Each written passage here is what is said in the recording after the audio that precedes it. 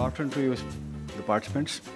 When we talk about research-based education in India, Professor Manna has been comparing India and US, and he has rightly justified the differences in terms of the kind of things that are available in US, not available in India. We also need to appreciate the orientation, the very orientation which you have in US vis-a-vis the orientation we have in India in education. In India, the focus of education is more in terms of making people to learn the principles, the concepts, and very little of application.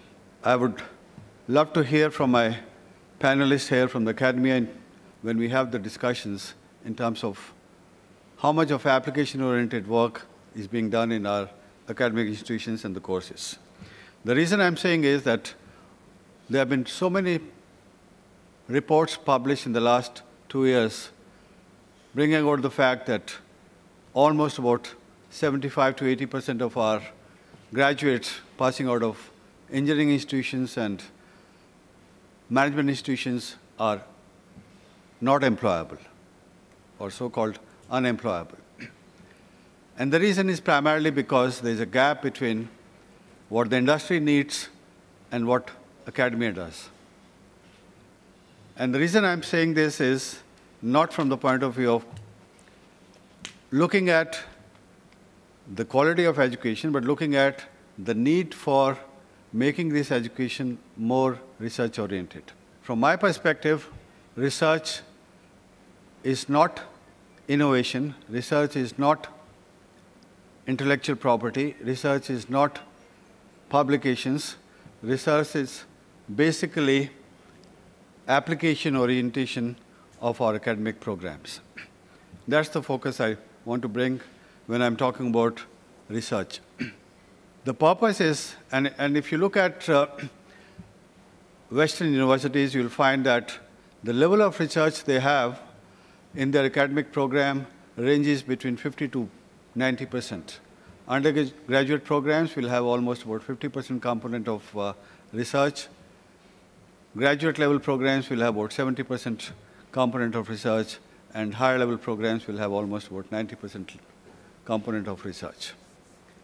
And the research is basically where we are looking at linkage of learning, linkage of theories, linkage of principles, linkage of concepts to real life. What can academia do in terms of bridging that gap of making the students to learn? How do you apply the knowledge you have gained in your academic program to the workplace, to the real life situations? The students who pass out of the universities or academic institutions should be able to apply their knowledge in terms of application to the workplace. What does it mean in terms of implementation? In terms of implementation, it basically means that we need to develop orientation in our academic institutions where the faculty members should be involved in developing courses which will have a high level of orientation in terms of application. And that application will happen through multiple interventions. We have good news coming up in recent months where many premier institutions of the country are tying up with foreign universities, American or Canadian and others, to develop Indian case studies. And that's a starting point. How many of our academic professors, professionals teaching in universities have prepared case studies? How many of them are trained to write cases? Very few of them. Second, and that's an orientation that is required. And therefore, we are looking at faculty members in institutions and academic institutions who are good at writing cases, who are good at research, who are good at doing consulting, who are good at doing projects. Look at US universities. The professors there spend more than 60% of their time with the corporate world in terms of interactions, in terms of doing projects, in terms of doing consulting, in terms of developing courses which are required by the industry rather than developing courses which are standalones. We have a requirement where we should be looking at recruitment of faculty members not on the basis of their academic qualifications, but in terms of their capability to implement research, write cases, do consulting and project activities, and have interface with industry and the corporates. So that's the kind of orientation that we are looking at when we are looking at research. Because what research actually does is to build that capability in the students, which is known as the analytical capability.